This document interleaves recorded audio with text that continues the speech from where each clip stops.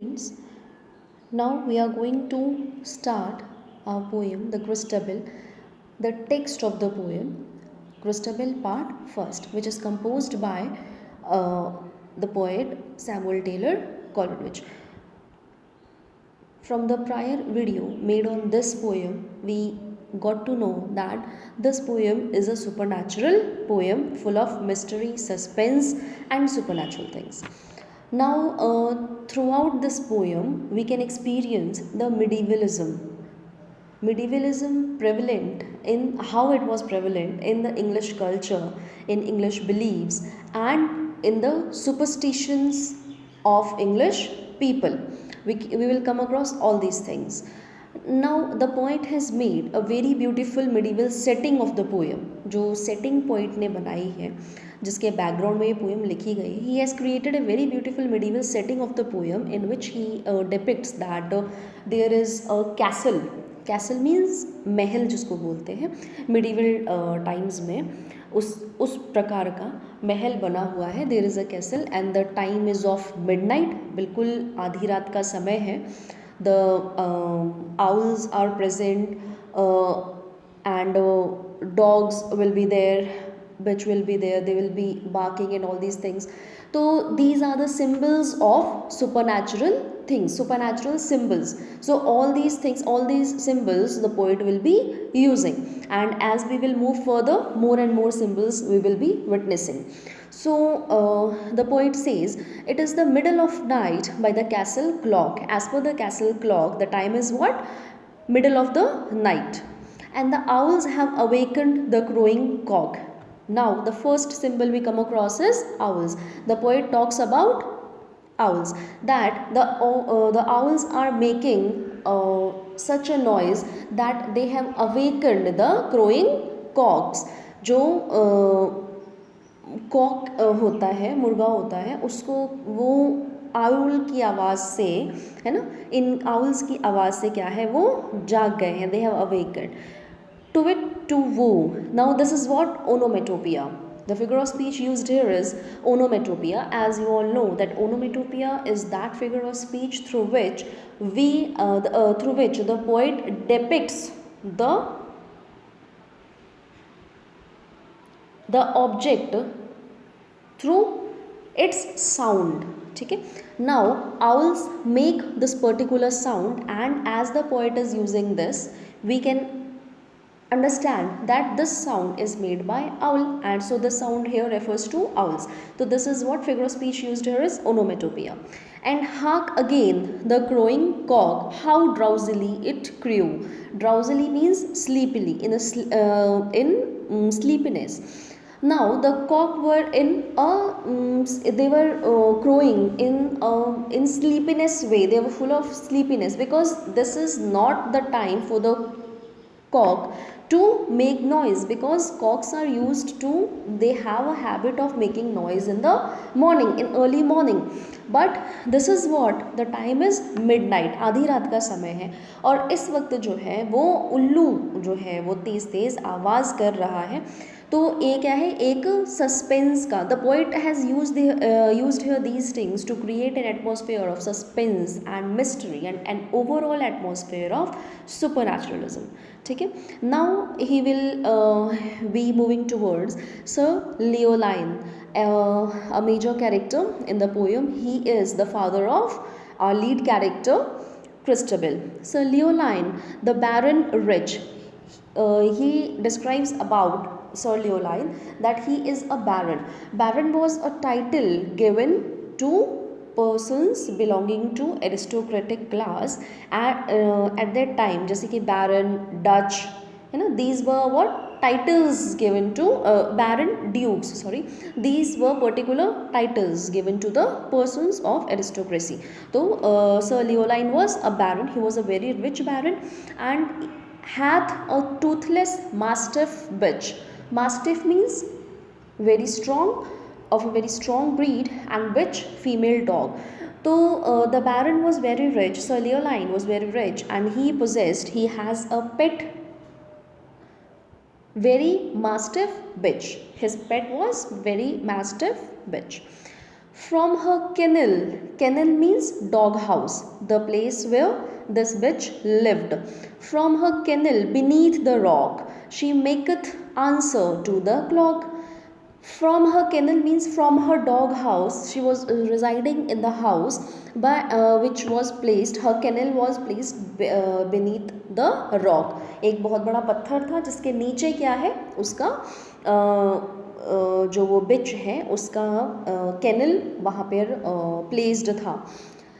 She make it answer to the clock.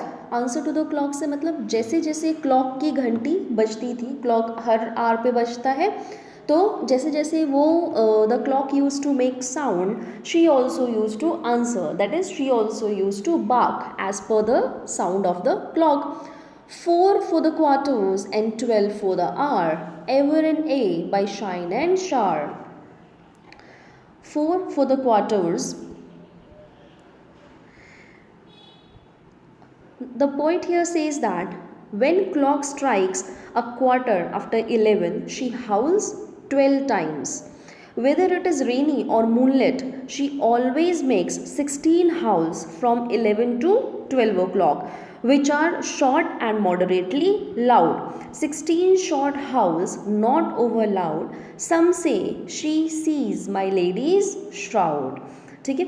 Some people of the castle say that, the poet here depicts that some people of the castle believe or they say that that at the time she perceives Lady Leoline's ghost. At the time when she witnesses the dog, the bitch which is there, when she witnesses or when she encounters Lady Leoline's ghost, यहाँ से क्या समझ में आता है, that the wife of Sir Leoline is dead. That when she witnesses Lady Leoline's ghost, that keeps wandering here and there in the castle. That is, she keeps wandering here and there in the castle. Now, moving on to the next paragraph, the suspense deepens. The poet says, is the night chilly and dark? He asks the question and then he answers himself. The night is chilly but not dark. That is, it means the weather is so chilly, very cold, but it is not dark. The thin grey cloud is spread on high. The thin, very thinny cloud, or the layer of the cloud is not very thick. It is what, a thin layer of cloud is present in the atmosphere, very high. It covers but not hides the sky. The layer of, as the layer of the cloud is very thin, so it covers, just only covers a little bit the sky but not totally hide the sky. You all know this very well that when the cloud is so thick, you know, then we are not able to see the sky. हम तब आसमान को, जब बादल बहुत ज़्यादा गहरे होते हैं तब हम आसमान को नहीं देख पाते हैं, we can not see the sky.